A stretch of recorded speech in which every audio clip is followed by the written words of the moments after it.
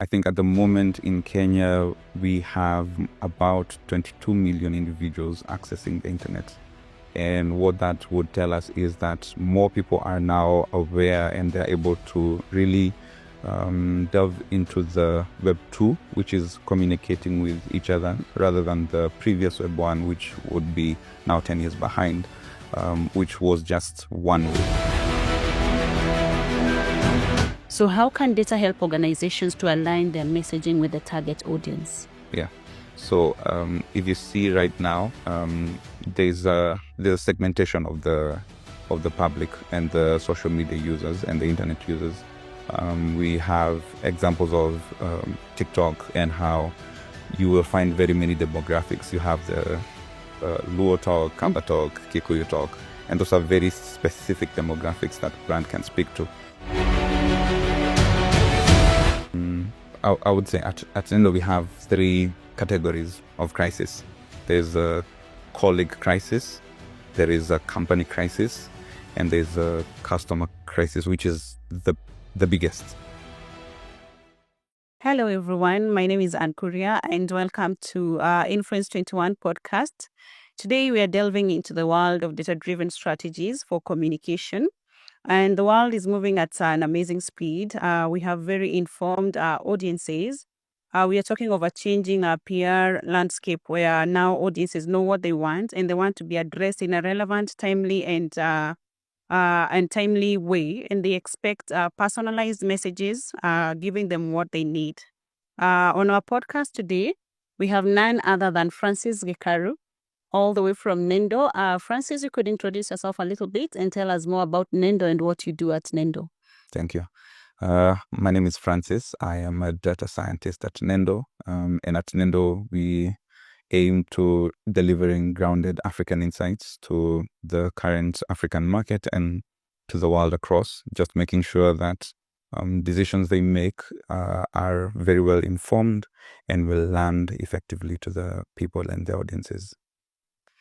Okay, I know you've been doing this for a while. Maybe you can tell us how is this different? 10 years ago, now that the role of data was not as amplified as it is, and throw in the introduction of AI into the picture that helps us kind of analyze our audiences more clearly and get to know the sentiment and get to know what they expect to hear from us. How would you say, how has this changed? Is it any different than 10 years ago? Is the audience more informed? Is the audience more, does the audience have a bit of more preferences, and how do they want us to communicate with them? So I would say, looking 10 years back, one of the big things that has changed is the access to the internet. I think at the moment in Kenya, we have about 22 million individuals accessing the internet. And what that would tell us is that more people are now aware and they're able to really delve into the Web 2, which is communicating with each other, rather than the previous Web 1, which would be now 10 years behind, which was just one way. So at the moment, we have two-way communication with the internet. And at the moment, we can say we have around 60 million subscribers of mobile in Kenya. That includes dual SIMing because the population is 54 there. So more people have access to data right now, so they know more, especially with the openness of social media. People can see reviews of products from abroad. They can see reviews of maybe policies from abroad, and they can be able to make same decisions right here in the local market. So I would say we now have a very informed and educated demographic than we had 10 years ago. And what brands maybe should be doing right now is getting to understand what are these people looking for above and beyond what the brands are telling them directly. Yeah. Those numbers are amazing. We are talking of 60 million internet access, 60 million with access to mobile phones. And I believe that means that also the information overload is there. The 24/7 news economy, whereby there's basically a lot of information. So the question is, how do you stand out amid all this information? How do you stand out as a brand so that you're not noise because the information is too much? And that brings me to my next question. So how can data help organizations to align their messaging with the target audience? Yeah. So if you see right now, there's segmentation of the public and the social media users and the internet users. We have examples of TikTok and how you will find very many demographics. You have the Luo talk, Kamba talk, Kikuyu talk, and those are very specific demographics that brand can speak to. I would say recording and listening to the voices of the individuals, because now at Web 2 we have now people can talk back to the brands, so using their inboxes and the comment sections, and also the reach of their posts is a very good way of them being able to see and understand and listen to what the people are saying. So those are very many channels. We could explore even more channels when it comes to social listening, where you can be able to see what other people are talking about your brand without even necessarily them tagging you. Yeah. So the question of brands measuring and listening to individuals is key, because there are very many channels for them to listen. Okay, so it's good that you've highlighted that what data is giving our brands an opportunity to actually get to measure and get to know what their clients want by simply looking at the engagement, looking at the sentiment, looking at the reach and what these people are telling them. And I like the fact that you're challenging brands to just listen to that, to be able to tailor make how to speak to them and which channels to use to speak to them. So my next question is, what key metrics can organizations use to track the effectiveness of communication campaign? Yeah. So an effective campaign ideally should be measured with output. I think we all know we can't argue with results, right? So one of the key things that brands tend to fall off of is just listening to data and not having now insights derived from that data. We have maybe 5 million individuals speaking to a brand. The brand can choose to look at 50 million in numbers, or they can decide to actually listen to the key insights and the key messages that are coming from those communications. So that's where we differentiate the levels of knowledge. The lowest one being data, numbers, and something you might not make sense of, and then information, and then wisdom, and then insights. So brands are very much encouraged to have listened to insights. It is a top tier. You can never go wrong with it, because for data, you can always go wrong with data. I mean, we've seen a lot of misinformation, but there's a lot of data in it, right? But we cannot follow misinformation because it's not what is actually being used out there, right? So one of the key things is brands moving from just looking at data and now analyzing the specific insight that is coming from what people are telling them. Yeah. That's quite insightful. I'm sure so many people don't know there's a difference between data and insight. In fact, a lot of people think it's the same thing. But from what you have done from your analysis, it's you say that there's data, there's knowledge, and there's wisdom, and there's insights. And you say that the lowest form is actually data. I think data is what you find everywhere, the numbers, and you are kind of advising us to listen more to the insights. And that's a good fact, because I hope after today the audience knows that there's actually a difference between data. Data is the overall, the general, if I'm getting it right. And now there's the specific insights, and that's what you're recommending that the brands should listen to. So our next question is, how can organizations use data to understand and influence public opinion? So when it comes to public opinion, one of the biggest things about public opinion is listening. Most people actually just want to rant, right?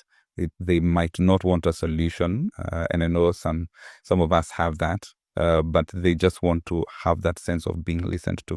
So public opinions can come through majorly social media, because that's the most raw source of public insights and public communications.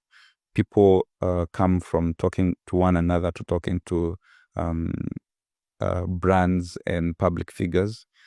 And that is a huge playground because you will be able to get now the raw sentiments from individuals.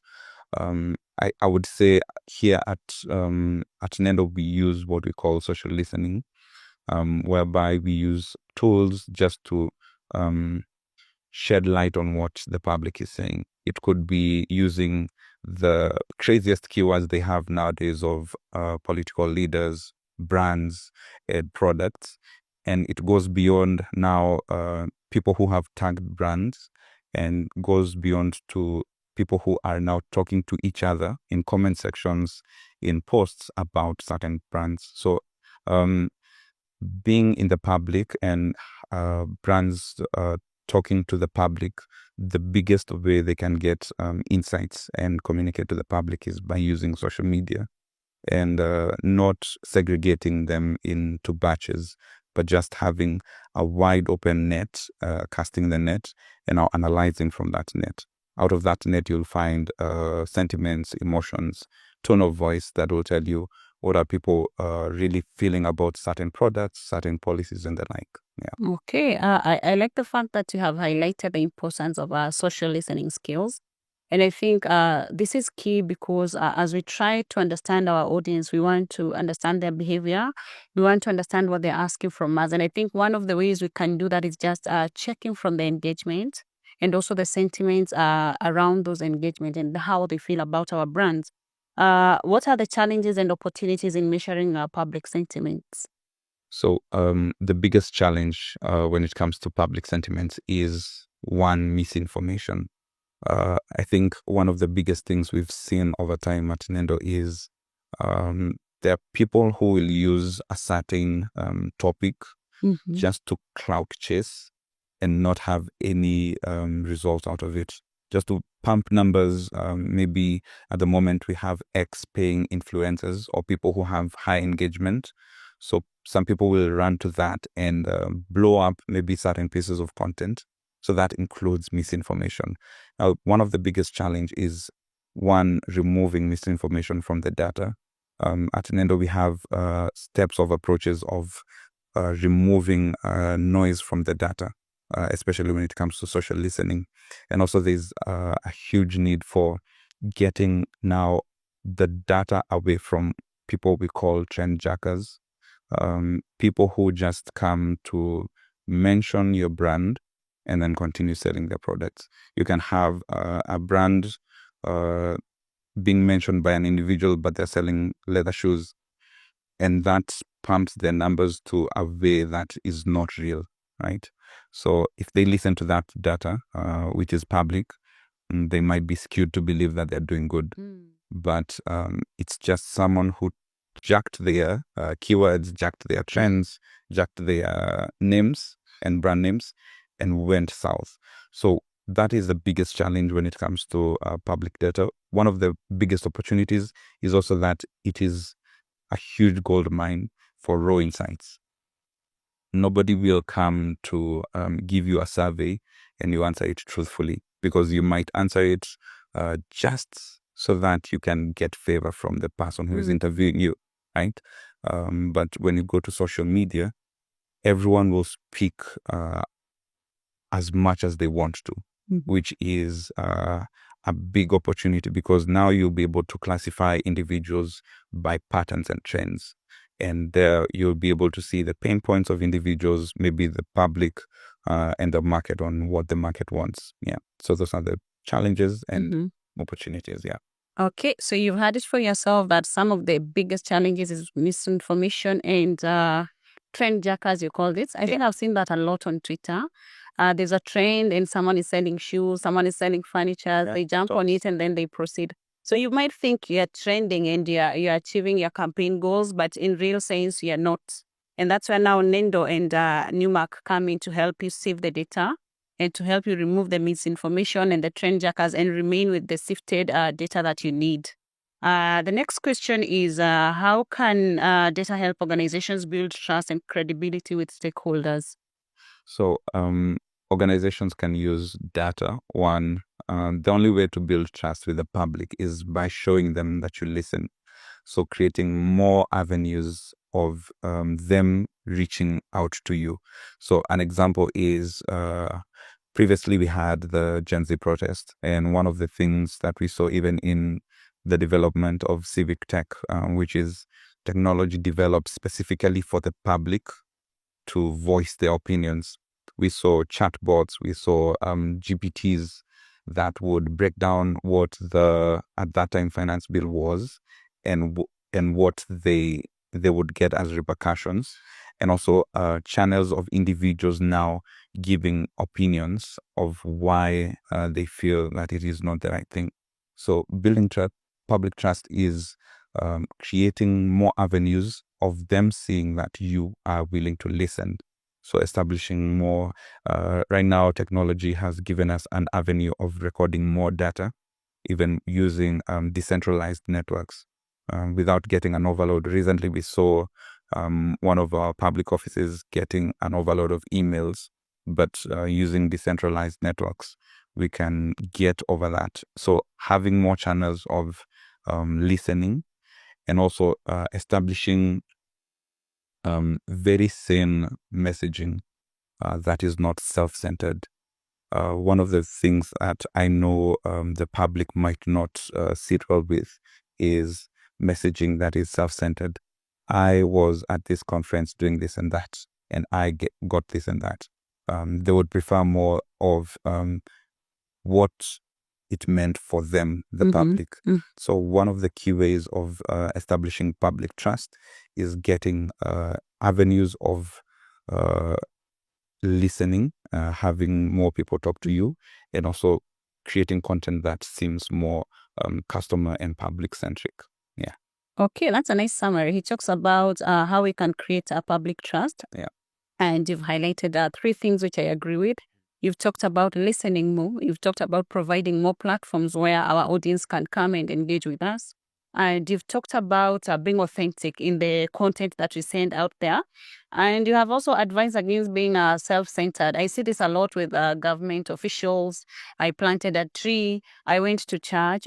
So I think we can learn a lot from that. And I want us to talk about crisis communication and the role of data in crisis communication. I know in the PR landscape right now, we are finding that crisis is a bit, it's easier for crisis to happen right now than it was in the past because, again, the media landscape at that point didn't have the digital. So a crisis could happen today and we'll get to learn about it tomorrow. But now we are talking of a crisis happening and we are aware it could happen in New York right now. Yeah. But already in Africa, we know. So my first question would be about crisis communication, and the role of data would be how can data help organizations identify and respond to crisis more effectively? Mm-hmm. Yeah. Yeah. So at I would say at Nendo we have 3 categories of crisis. There's a colleague crisis, there is a company crisis, and there's a customer crisis, which is the biggest, right? So a colleague crisis could be maybe an individual posted a post that was not approved, brought very much chaos, a lot of chaos to the brand, and that can be dealt with as a colleague crisis. So that means ensuring better systems of maybe approvals, and making sure that when individuals in the brands are talking out to the public, they have set guidelines that make sure that even if there's a crisis, it won't emanate from a name. I think we've seen from telco brands recently, just the faces of the companies getting lashed at just because of maybe appearing in certain events or posting certain posts. So having guidelines, and that is one of the things we train people at, having effective communication guidelines when engaging with the social media public, making sure that your company faces, that would be CEOs, CFOs, they don't end up in the mud when it comes to social media. Yeah. The second one is crisis in the companies. Some time back we had a training, and we saw that about 70% of corporates here in Kenya in the banking industry have not done a fire drill, and it's part of their safety policy, right? So that is a crisis that could emanate just from not following one small guideline or something of the sort.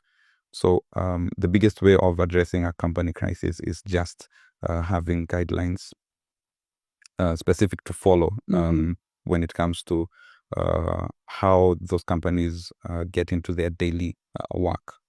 And the last one, crisis of a customer. People tend to speak to the brand when they have a problem. For example, you will go to Twitter and talk to an electric brand or a telco brand privately. You'll DM them and say, I have this problem with my SIM card. I have this problem with my network. If that doesn't work, you end up, or people end up going to now the public. They now don't want a solution. They want to rant. Yeah. This brand, I have been texting it or calling or emailing for a while. They have not been responding. And out of that, you see loads and loads of responses of people agreeing to that. So that is a public crisis that comes from not addressing the private messages and the like. How the customers come to you first matters the most, because there is the first place you'll prevent a crisis from happening. Respond to the client to the way that they'll be satisfied, and then the rest can happen.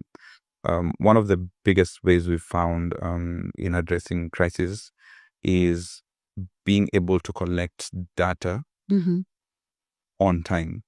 For example, every day we collect data from some of our clients in the banking industry, and every day we have to show them if there's a minute-by-minute crisis arising. Maybe they have had negative mentions rise maybe by 5%.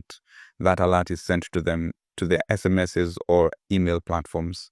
So they're able now to follow the conversation as it happens, or the crisis as it happens, and they're able to craft better response. That might be a letter to the public, or just a response to the individual who has a pain point, and that can really dim down the crisis. So that is the way to address a crisis through the three categories: the customer, the company, and the colleague, and also having a live way of monitoring that data so that you can be ahead of the crisis. Okay, I've learned quite a few things, and maybe just I need to reiterate on a few points. You have said that when it comes to crisis and leveraging data, said it's important to have a crisis communication plan. You've said it's also important to identify loopholes depending on your industry, identify the things that could lead to a crisis. And number 3, you have mentioned proactivity by saying that we need to listen more. You say that these audience, our customers, they usually come to our inboxes first looking for a solution. Maybe they want you to help them, and then because you're taking too long, you're not engaging, now they come out and start ranting online. I've also heard you mention the importance of having crisis communication training and identifying the right people who are supposed to engage when the crisis happens. I would also add on the framework, having a crisis communication framework. So the last question on crisis, if I may just go into that one, is how can organizations use data to mitigate the impact of crisis on their reputation? So when it comes to crisis, this is a question of the crisis has happened, and how do brands now use the various data points they have to now bring it back. I think one of the main things we've seen is having a very wide range of data points. Most people will only look at one channel. Maybe they're looking at the SMSs that they're receiving. But when you broaden it up to social media, to calls, to emails, to the tone of voice of how people are talking towards one another about your brand, it will help the brand to kind of bring together a better and well understood response to that.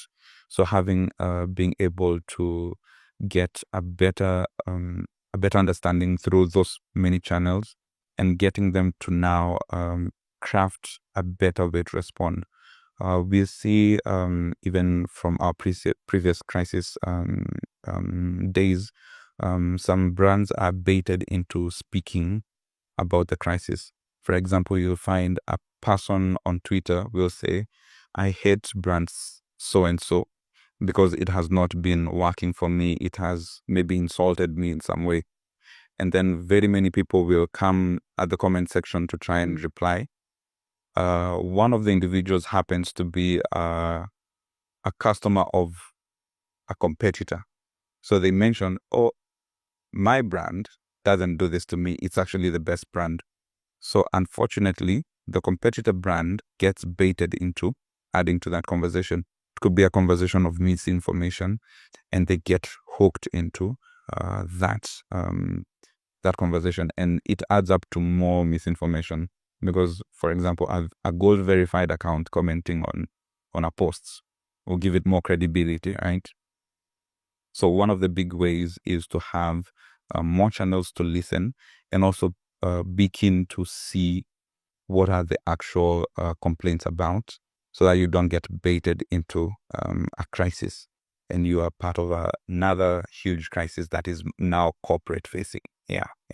So you've had it for yourself when it comes to online crisis. Listen more to your audience, be proactive, engage as early as you could to try and sort out the problem before it gets out of hand. There's another matter that is very close to my heart about ethical and transparent communication. I think of late we are seeing a lot of brands being accused of giving their data, I don't know, to the government or to third-party entities. We are seeing a lot of even legal cases in Kenya. Recently, we saw someone take, I will mention the brand, Truecaller to court because they say there was a breach of Kenyan's data. And this brings me to, I'm sure that even you as you use your gadget, sometimes you're thinking of, let's say I'm thinking of some lotion. Yeah. And the next thing when I go to Facebook, Instagram, or even TikTok, I start seeing lotion adverts. I don't know what miracles these are, but now because you're here, maybe you'll help us dive into what is happening. So how can organizations ensure that their use of data is ethical and transparent? Yeah. So the unfortunate thing is the highest bidder is the one that has the largest voice. So companies can decide, and we've seen this struggle at Nendo with some of the brands.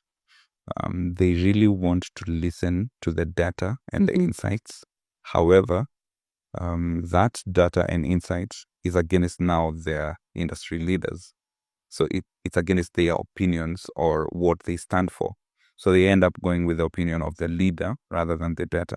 And that brews more unethical problems and lack of trust by individuals. Yeah. I would say, one, establishing the willingness to listen to the data is the biggest thing when it comes to ethical use of data. If the individual has the most power and the most influence, they should also be willing to be the most humble when it comes to advice, when it comes to when data comes to advise them. So having individuals listen to the data and the insights out of the data, and using that now to establish communication or engage in the public domain. If we look at how privacy has become nowadays, I think it's a pain point to every brand and every individual as well, because now you'd find, for example, what you've said, the brands are listening to you through social media platforms. They feed you the content that you are thinking about or talking about. Maybe you are in public transport and the radio was speaking about baby products. You have no idea why you have baby products on your feed. On my YouTube. I think one of the key things when it comes to ethics, it also starts with you and the habits you have when it comes to protecting yourself against some of these items. Some brands have maybe VPNs. You can buy premium accounts to block you away from everyone identifying you on Truecaller. You have blocking status on the various social media platforms. So when all the individuals are protected, the lack of ethics of brands and other individuals might not affect the individuals to some certain extent. We can come down to even password managers, and how people will be willing to now walk away from the breach from the brands and have it that they are secure by themselves. So ethics when it comes to brands it's a very thin line. Industry leaders have to do what they have to do to turn up profits, but at the same time they have to do something that is ethical so that they listen to the data. However, if everyone else makes it a character to protect their sensitive places, it will be much better. Okay, so you've had ethical data management is a role that we all have to play. All the stakeholders have to be involved, including the government, the different brands, and even as individuals. What are the potential risks of misusing data in communication? For example, I would give a very perfect example. So we have come to you, maybe you are a hospital, or not even that. I'll use a very, very simple example. There are these books you find in buildings for security purposes. So you find before you enter KICC, there's a book there that you have to write your name, your ID number, your phone number. Somehow, sometimes I think these books are usually sold to people because I believe that at that particular simple point, that data is usually sold to someone. Same to maybe you're going to an entity where you have to leave your details, and before you know, you start receiving marketing SMSs from a brand that is in that building. So it tells you that the data you left at the gate was definitely given to someone in that organization.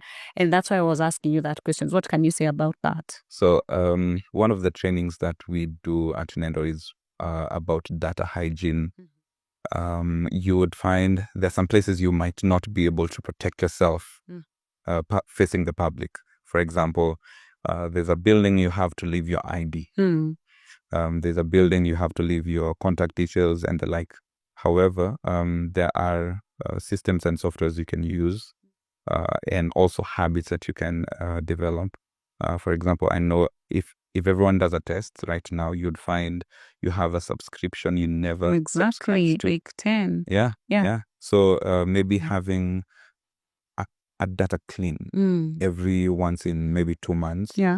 Getting rid of maybe some subscriptions. One of my friends had a very weird phone tone that dials when you call them, and I had never expected it from them. So I asked them what happened, and they had no idea they had been subscribed to a tune at the start of their phone, and it happened in the night. Is it those ringtones that when you call funny songs? Oh my God. Yeah. So you can imagine all the clients that they deal with calling her now, and it becomes chaotic.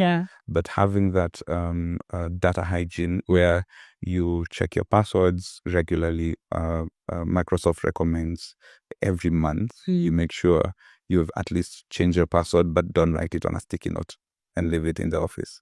There are password managers that we have, and also hygiene to make sure that you don't leave 100% of your data everywhere. There are places where you can be crafty and wise, not to leave your usable fonts or usable contacts or identifiable contacts. That is more recommended, where you'll find some of these individuals and institutes don't really use it. The person who is demanding that information is the person who uses it.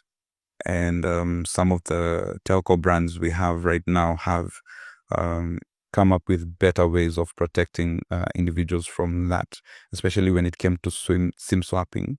We would find an individual is being bugged completely, so they end up switching off their phone, and when the phone is off, it's switched. So everything they had is completely taken away. But now at least we have more measures, almost to biometric measures, to make sure that the person has given consent to the change of this data or the sharing of this data. Yeah. So I think it's a more personal thing, to create more blockers. I think on my personal computer, I rarely see ads because I have closed out ads from my personal computer. You can do the same with your phones. You can do the same with your networks, and also securing the very basic safeguards that are provided by platforms just to secure yourself and the data that you have. Yeah. Okay. Before we come to the parting shot, I think my last question would be on the trends to expect in these data-driven strategies in the whole data aspect. What are the new trends? What should we expect in future? Yeah. So for Kenya, I would say we have a very short and sweet way of describing how data is being used by Kenya. And we did this with our prediction in 2019, where the first is search. So people, everyone has an Android phone. Rather, 90% of Kenyans have an Android phone. Are you saying that we don't buy iPhones and the rest? Yeah, no, not really. The first application you'll have by default is Google search. That's why search will be the biggest form of trend while using data and media technology. The second one is sports and betting. The Premier League will always have the top 10 seat when it comes to websites and applications downloaded in Kenya. Everyone in every season of, like, for example, 2024, January to now, the top 3 betting companies in Kenya are in the top 10 web searches. They're in the top 2 application downloads in Kenya. So you can see sports betting is also a key way people are using their data and technology in Kenya. The next one is streaming, illegal streaming, streaming that is unethical and the like. Yeah. That is also one way because people are trying to limit the megabytes that they're using and the cost of streaming. I've seen platforms try and give free accounts to Kenyans. They're not HD, but they're free for them to use because they understand now the competition they're having against the people's bundles. So illegal streaming has become a big thing and might continue on. We see more applications coming up, more websites coming up just to get a free peek on streaming and entertainment. The next one is stories, and where people now use YouTube, Instagram, and the like, just to give out their stories and what they are telling the public. So those are the ways that individual will be since 2019 have been using the internet and might be using for the next 5 years. Yeah. Passing shots. I think most of the communication and data-driven approaches we endeavor to have starts from the very basic things. So individuals can have the best systems at a personal level, and they'll translate to the larger and public-facing levels. So data efficiency starts with the individual.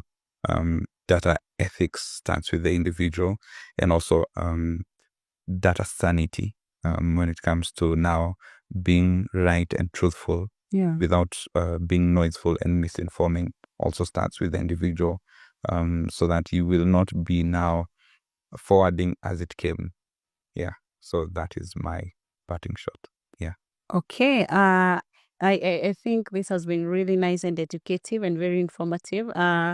In the whole the few minutes that we have had, we've been able to discuss about the role of data-driven insights. We've been able to understand the difference between data and insights. We have been able to understand that for us to be able to target our audiences and to get them where we are, we need to know how to use data to help us fragment them, segment the audience, know the channels where we can get them, and know how to engage them. We have also talked about the role of crisis communication and the role of data. And Francis mentioned the role of the importance of having a crisis communication plan, the importance of listening and being proactive so as to avoid the crisis happening, just listening to social sentiments and social listening skills. And we have also discussed understanding public opinion, and he mentioned the importance of listening and giving our audiences more platforms for them to engage with us.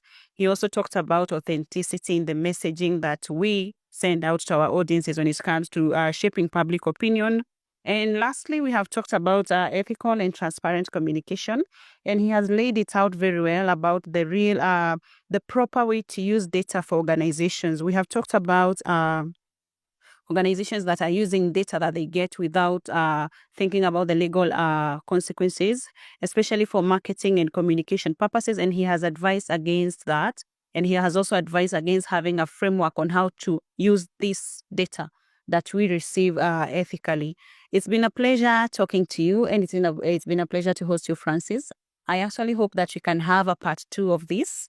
We'll be coming back to, because it feels like there's so much to learn about data. Now that the world is moving forward, we can't see a world without data anymore. We can't see a world without insights. And for us to understand our clients and their brands and what they stand for and what they want to communicate to their audience, I think data is key for us. So I think this is the first engagement we're having with Nendo, and we're likely to have another just to help our audiences understand what it is that we do and how we can help them target their audiences and how we can help them create the right messaging for their audience. It's been a pleasure. Thank you so much. Thank you.